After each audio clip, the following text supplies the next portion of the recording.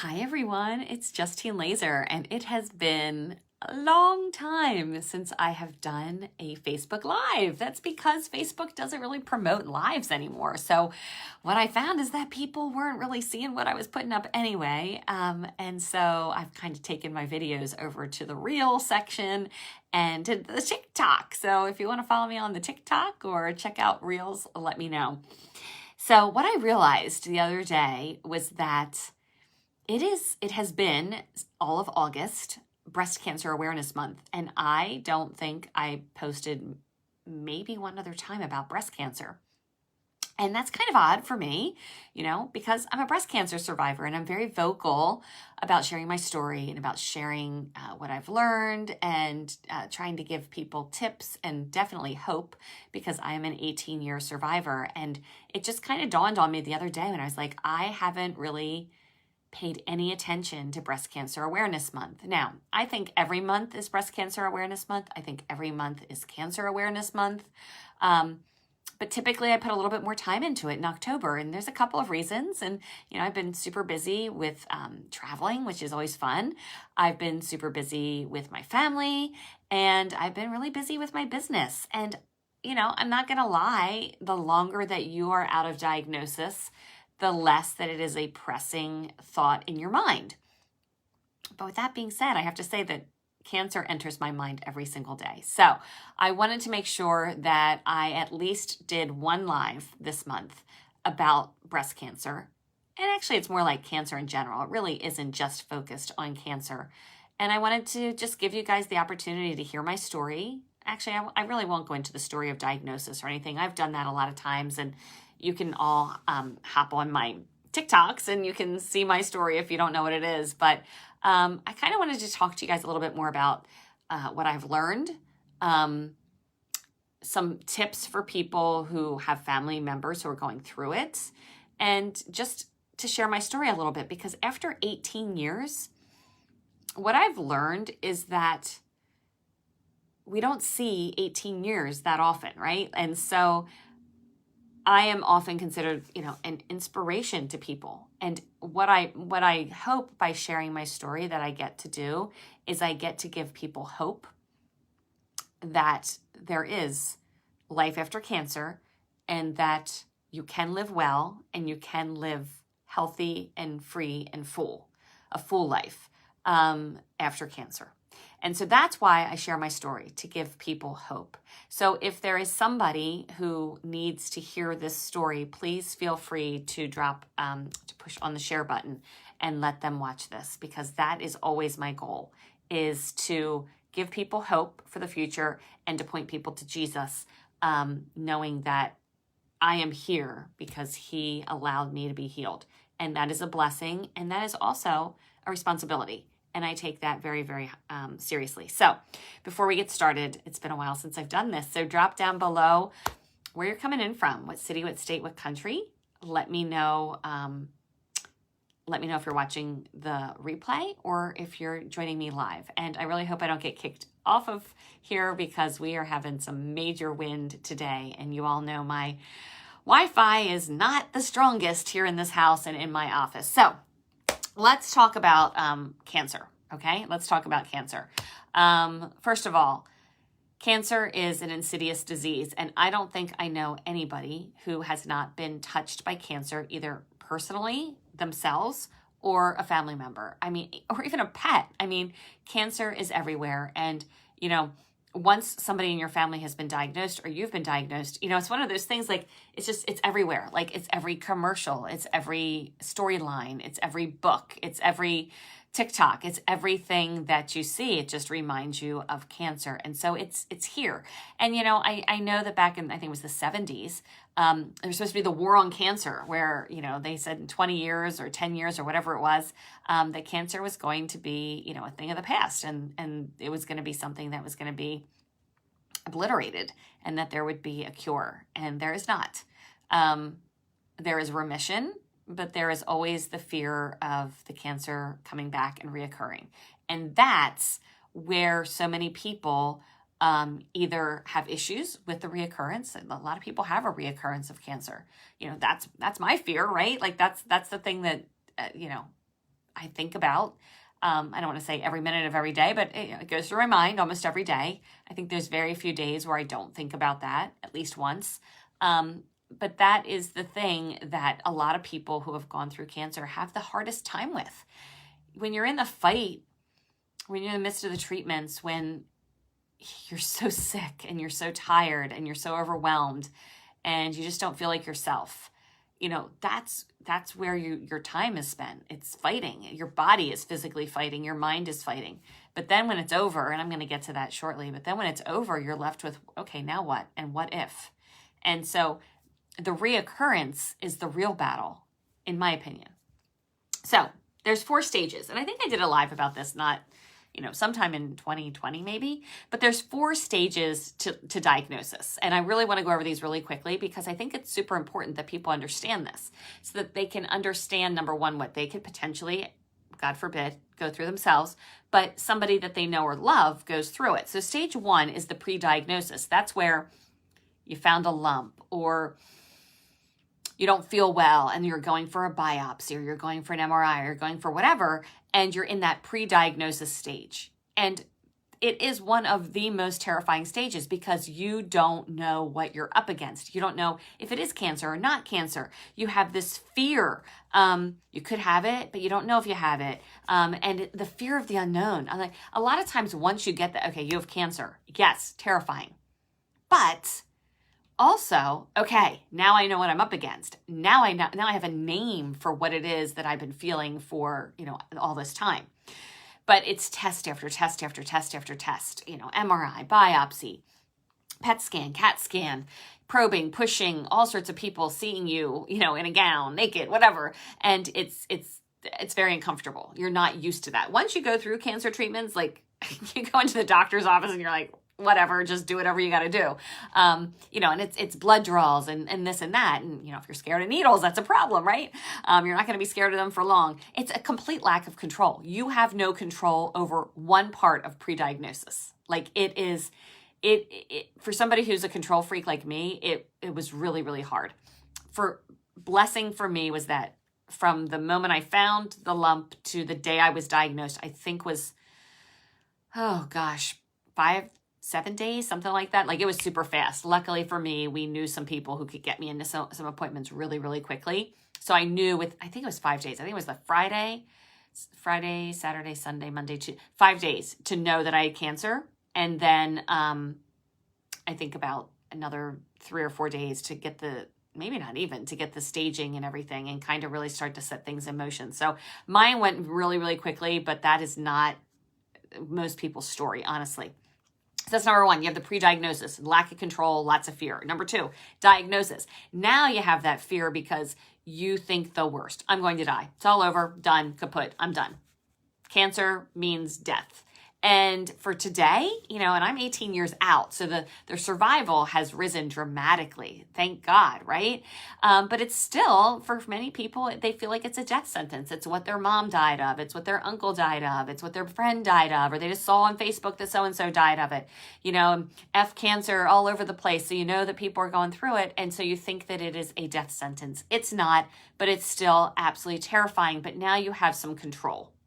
Now you have a name for it and you know that you're going to fight, right? So number 3 is the treatment. So the 4 stages of diagnosis are the pre-diagnosis, the diagnosis. Now you have the treatment. Now this was really, really hard for me. I was extremely, extremely sick. For those of you who didn't know me then, we didn't have social media back 18 years ago, or else my story would be able to be tagged and shared all over, again, and I don't even really have any pictures. As a matter of fact, I'm sitting here, I was going to do something with this, and these are all the pictures that I have of me when I was sick. That's it. Like it's a year of my life, and these are the only pictures that I have. And they go up to like 6 months. Well, these go up to 18 months after diagnosis. There's very little record visually of what I went through. Now, I have all my journals. I have I had a website. All of my website posts are printed out, but there's very little visual. I'm the picture taker in the family.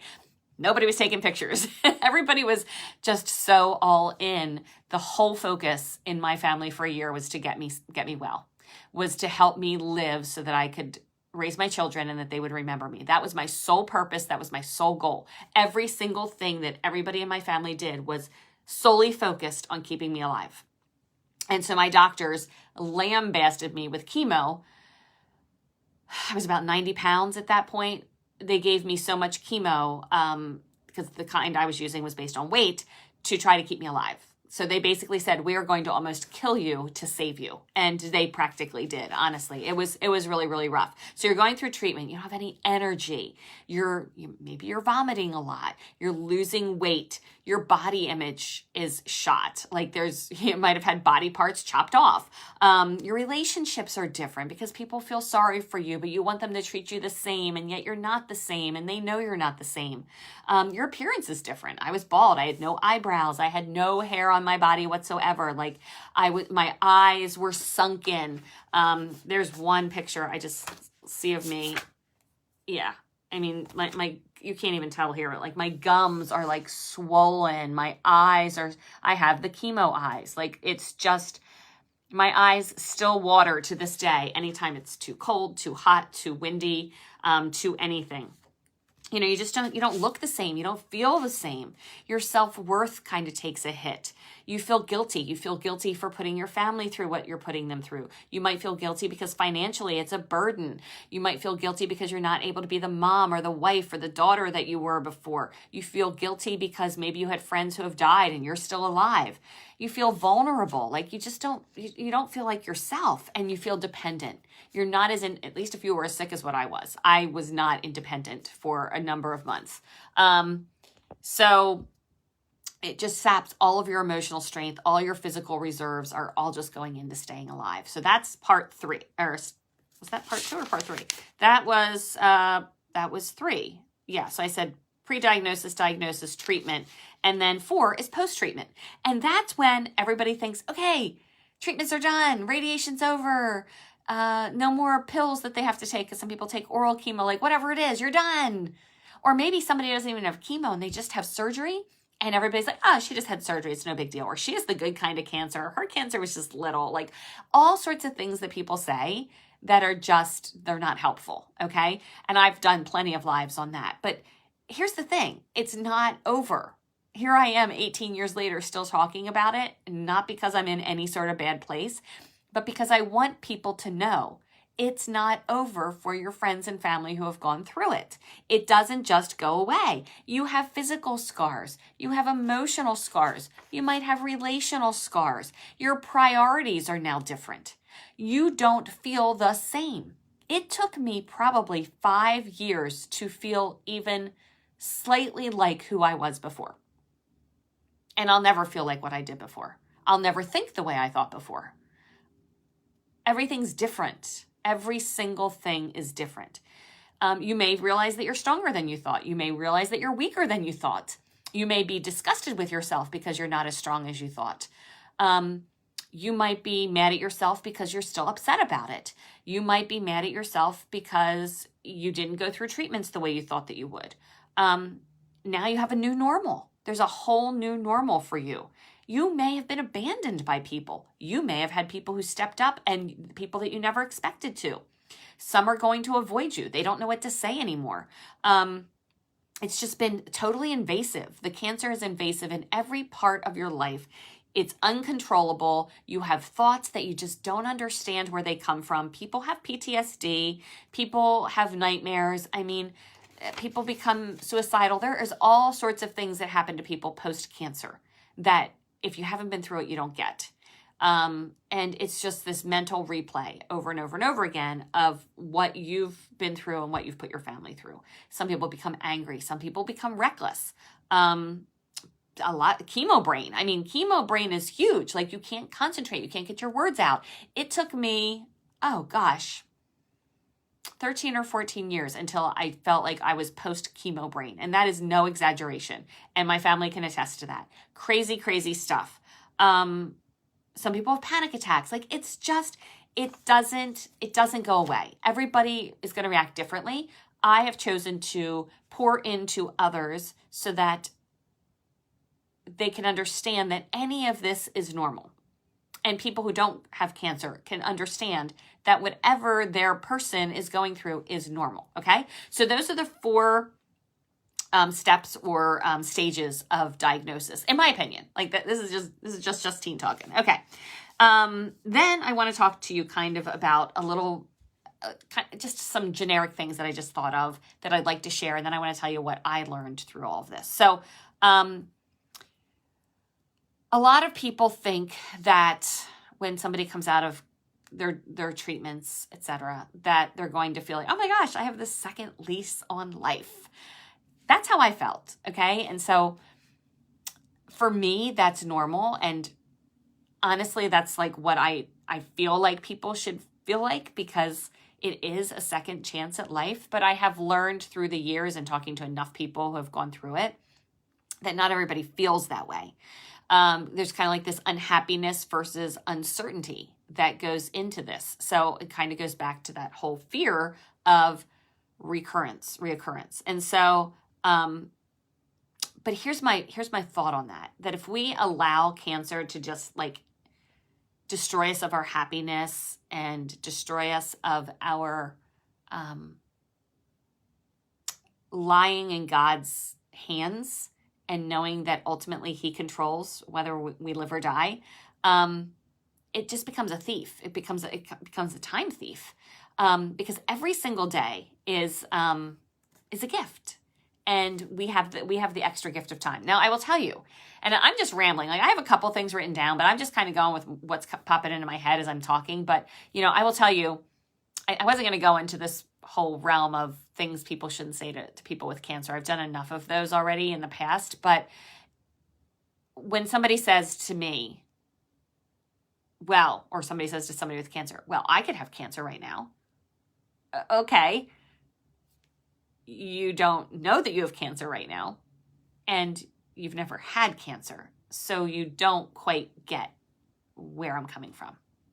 Yes, anybody could have cancer right now. My husband could have cancer. My kids could have cancer. You could have cancer. Anybody could have cancer right now. But are you living like you have cancer? No. So you're probably not worried about it. Do I worry about it? Probably more than you do, because I've had cancer. But that's crazy. That's like me saying right now, well, I could have a blocked heart valve and have a heart attack.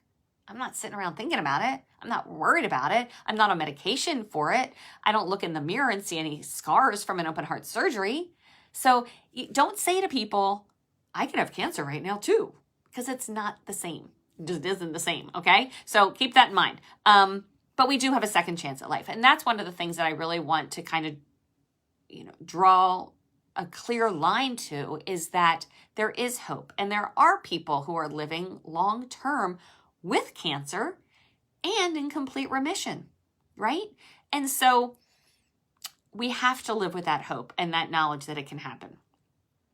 But one of the things that happens to people who have had cancer or other diseases is that they can't project far into the future. And I had that for a long period of time where I couldn't, especially like the first 5 years, I couldn't project out to think to myself, well, what will it be like when I don't have to drive my kids around anymore and they have their driver's license? What will it be like when my kids are in college? What will it be like when I'm an empty nester? What will it be like to be able to retire? Like I couldn't project that far forward, because in my mind, I knew that the percentage, if you go by the percentages or the likelihood, were less for me than for somebody else. So, but when people get really stuck there and they can't plan anything, like they can't even plan a vacation because they're like, I don't know if I'm going to be alive or dead. And I went through that for like a year or so. And I was like, well, you know what? I'm not going to live like that because I like to go on vacation. So,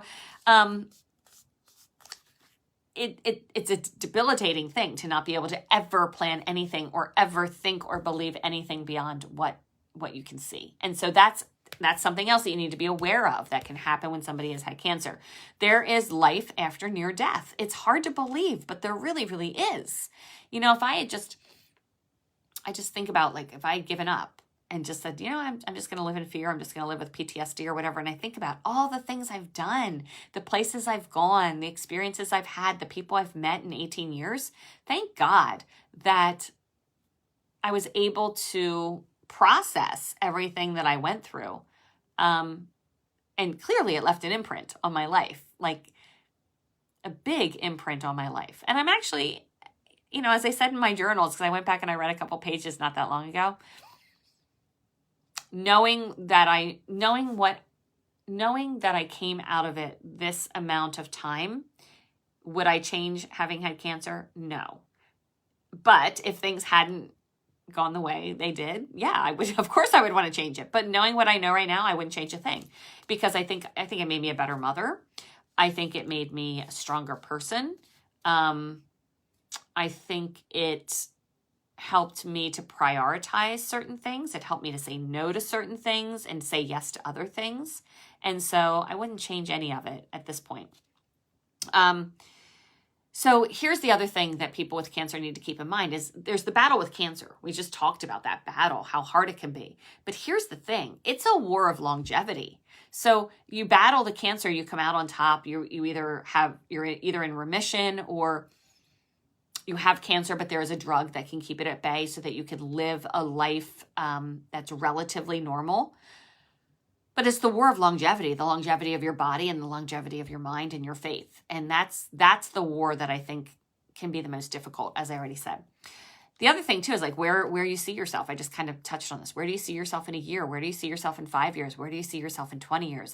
So I don't talk about this a whole lot, but I kind of made a deal with God that I prayed for. I didn't make a deal. I prayed for 20 years. My main concern was my kids would remember me. Right? So there was a lot of thought that would not happen, that, I would die pretty quickly, and Andrew was only 2. So the idea of them not remembering me or having memories with me weighed very heavily on me.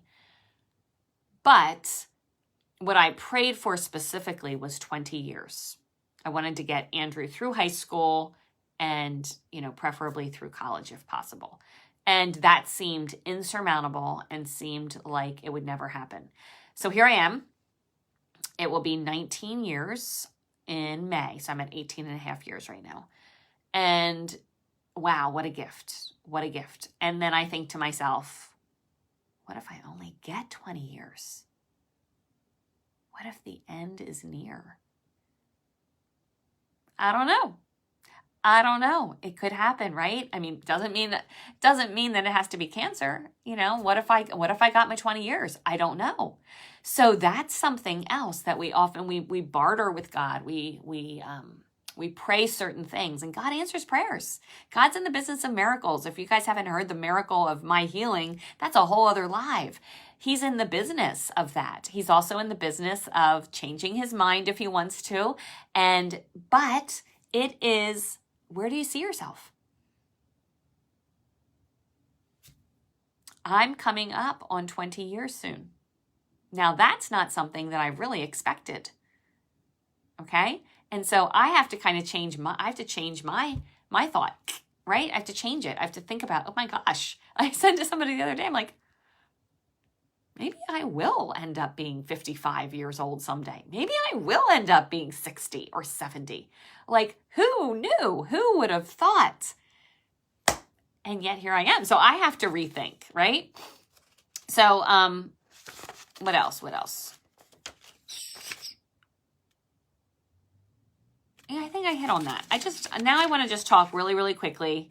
By the way, and suffering is a choice. The mental suffering is a choice. Like, we all can choose how we are going to approach difficult things. And so, I went back and I read my first email that I sent out to all my friends. We didn't have text. We didn't have any of that. I sent an email to all my friends telling them that I had cancer. It was this long thing. I should read it sometime.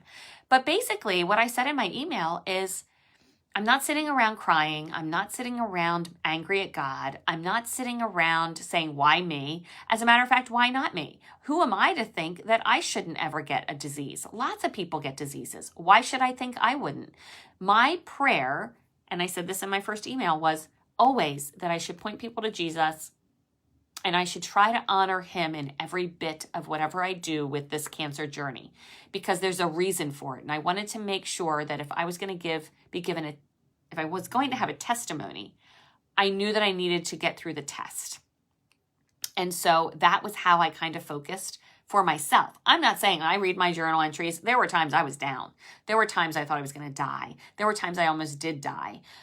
It was hard. It was a hard year. And honestly, the 4 years following it were really difficult, emotionally, physically, energy-wise, mentally, as far as like the chemo brain. It was really difficult. Looking back, I can't like feel what I felt. I can't remember what it felt like, but I can remember writing those words down when I read them. And I can remember knowing that it was so hard, harder than you can ever imagine.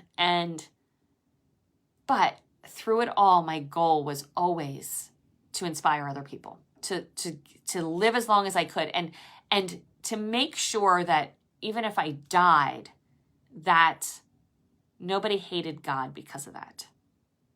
That was so important to me. I didn't want my kids, my parents, my brother, my husband, my friends. I didn't want anybody to hate or question their faith in God because of me. That weighed very heavily on me as well. So, but we all have that choice. Like that wasn't like, it was just a choice. It was a choice I made from day one. I was not going to sit around and feel sorry for myself. That was never what I wanted this to be about. All right, so what did I learn? I learned, number one, that not everybody's going to be there for you. The people sometimes that you thought were going to be there just don't. Goodbye. They leave. They take off. I'll give you a telltale sign. I just couldn't come to the hospital and visit you. I couldn't bear to see you like that. Selfish. Or, yeah, I didn't want to call because, we didn't have cell phones or anything. I didn't want to call because I didn't know if you'd be sleeping. So I didn't. I never checked in on you. I had a friend tell me this like 3 years ago. I really feel bad. I never checked in on you when you were sick, but I just couldn't bear. I just couldn't bear to see you like that. Selfish. It's not about you. It's about the person with the cancer. Okay. So there's people that won't be there for you. Now, alternatively, there are people who, I don't want to say they love a tragedy, but like when a tragedy hits, that's when they are at their finest and they rally it around and they show up and they are there for you and you don't even really know who they are, and they bring you meals and they bring you gifts and they put you on prayer lists. And then when you don't have cancer anymore, like you never talk to them again. They're like angels. They're like these angels that just appear. It's probably their gift to be there in people's times of needs, but they show up. I had so many of them. Sometimes when I go back and I look at my journal, I'm like, so-and-so dropped off a meal, and I'm like, who are they? I don't even remember who they are. It was amazing. So it's really an interesting time to really see. You're going to see who sticks and who stays. And some people just, they want to feel useful. And that's okay, because if it's going to help you and it makes them feel useful, that's fine. Here's the thing. People are going to say to you, what do you need? Tell them what you need. If you need to be left alone, tell them you need to be left alone. If you need meals, tell them that you need meals, right? People want to help. Let them help. Let them help, but let them help you in a way that's going to be helpful to you by telling them the truth, okay? You're stronger than you think. I think almost everybody's stronger than they think. When you are left with nothing but your faith and your body that has betrayed you, you find out how strong you are. Okay? And not just in the midst of all that, but years later when you have to deal with some of the aftermath. I learned that life is worth living, and I learned to appreciate some things that I don't think I would have ever appreciated had I not been sick. I learned that I can't control anything except for my reaction. I can't control the doctors. I can't control my body. I can control what I put in my body, the action. I can't control if I live or die. I can contribute to it a little bit, but I can't control it. I can't control the way other people react. I can't control the way other people show up. I can't control hardly anything. I can control what I do to myself, and I can control the reactions that I have to things. I learned to say no. That's probably the biggest lesson that I learned. I used to be like a yes, yes, yes. Oh, you want to help out with such and such a thing at school? Sure. You want to do this? Okay. And it was sort of my identity was that I was never going to say no because I wanted to be all things to all people. But cancer taught me to say no. And honestly, I probably say no now, maybe a little too much because it became empowering. Helping others helps you. So if you're in one of these stages of life, help other people. It will help you to not focus on your own problems. I learned that too, that when you focus on helping other people, so for me, helping other people was sharing my story. I talked at church, I did some speeches at church, I did some presentations, I shared my story on my website. I tried to help people as much as I could. And when I did that, it took away my focus on me. And isn't that what God wants, is us to not focus on ourselves? When you have hope, I learned that when you have hope, the statistics don't matter, because statistically speaking, I shouldn't be here. But with hope, with faith, and with a lot of drive, determination from doctors, nurses, family, I'm still here. There's always hope. There is always hope. Always. The other thing I learned was that worrying robs me of time. So, and that's easy to say when you have a CAT scan planned out, for 3 weeks from now, and that's going to tell you whether or not you have cancer again. It's hard not to worry about that, isn't it? But during that worry time, it robs you of everything that you can experience and do. And it's hard, but it's something that you can definitely learn to live in the moment. And to not borrow trouble. Isn't that what our grandparents used to say? Don't borrow trouble. It hasn't happened yet. If it hasn't happened yet, it's not worth worrying about. I forget what the statistic is. It's 80% of the things that we worry about never happen. They literally never happen, but we sit around and worry about them. So I did learn that. It took me a while. That was not something I learned early on. It was towards the end when I was getting scans a lot that I stopped worrying about them as much. Now I don't get scanned at all unless I have some sort of issue, and hasn't happened for a long time. Another thing I learned is that when people say that's a good cancer to have, that's bullcrap. I did learn that treatments for most cancers are not nearly as bad as what they used to be. And since I had cancer, there actually has been a lot of ground that has been made up. So that is a good thing. I've learned that I have a decent sized head to be bald. Not bad. I think I have some pictures here. Let's see. Do I have a good picture? Oh, gosh. Some of these are not good. Let me see. Well, I did just show you that one. So here's a really good one. It gives you the full effect. So not a bad shaped head, right? A little bit cone heady, but it's okay. Yep, that was me. 33. What else did I learn? I'm just looking at my notes.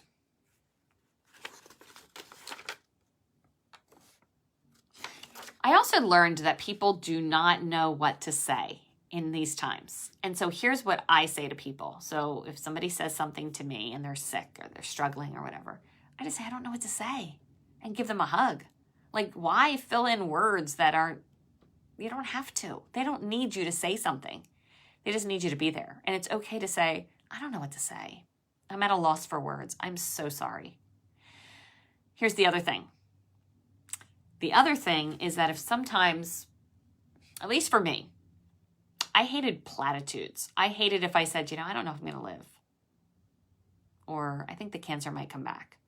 I don't want somebody to say, oh, no, it's not. Or you're going to live till you're 100.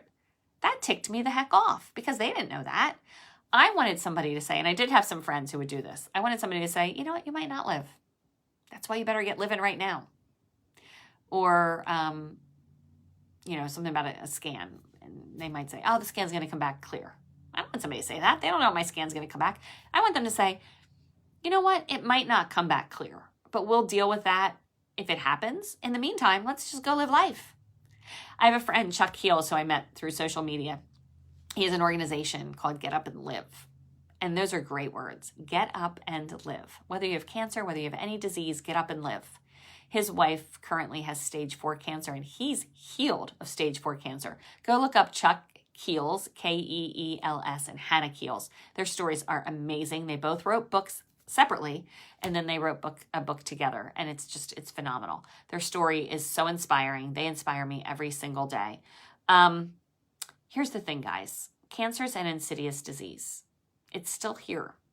So donate your money wisely. There's actually not many places that I would donate money for cancer right now because too many administrative costs. But if you want some ideas, message me. I would say for sure Chuck and Hannah Keels Foundation would be a place that I would absolutely suggest that you donate. It's an incredible foundation, and I'd be happy to get you that information if you want it. So that's number one. Number two, be there for your friends. Don't be a fair weather friend. And say the things that need to be said. Don't give people platitudes. When you're in this, you don't want that bull crap small talk when you're dying, right? Yeah, you want somebody to be positive, but you don't want somebody to give you stuff that just doesn't mean anything.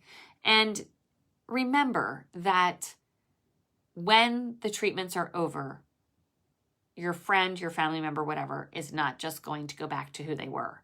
If they do, I'd find that very odd, right? Like, it's a big deal to get diagnosed with cancer. Even if you don't go through chemo, even if you just have surgery, you just have radiation, like, if it doesn't change you in some way, I think that there's probably something wrong with you. But as a family member or a loved one, like, you need to know that, and you need to be okay with it, and you need to support that, because that cancer is absolutely huge. So here's another, since I'm showing some pictures, this is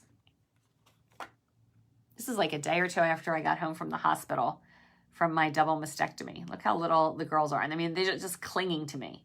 My brother had just had a surgery too. And here's when my hair was starting to grow back at the zoo. Crazy, crazy. It's just crazy when I look back at it. Such memories. And then here's some funny ones. I got some, oh, there's that glare. But that was one of my wigs. That was funny. Yeah, there's not many pictures here, honestly. And I had a really funky wig. Where the heck was I had this really strange wig. I don't know why I got it. It was like really dark. This is probably one of the saddest ones when I look at it. This was in the summer in the middle of my chemo treatments, and I was down to about 90 pounds playing miniature golf. Like, there was nothing left to me. It's amazing to me that I'm still alive. This is when my hair, this is when I cut my hair, I think, right before it all fell out. And then I got it buzzed. Oh, here's the wig. You guys are going to laugh at this one. I don't know what I was thinking when I got that one. But yeah, I thought I'd let my hair be darker. I still have those wigs. I'm worried that if I throw them away, I might need them again. See? Never goes away. Anyway, thanks so much for joining me, letting me reminisce a little bit, letting me share my story a little bit. And by all means, if you want some more of this or you need to share any information with anybody, please go to my TikToks. I've been sharing a lot over there about cancer and trying to help people and inspire people on that platform. But feel free to share this, to tag, to watch party, anybody, and let me know if you got some value down below. Drop value. Have a great weekend, guys.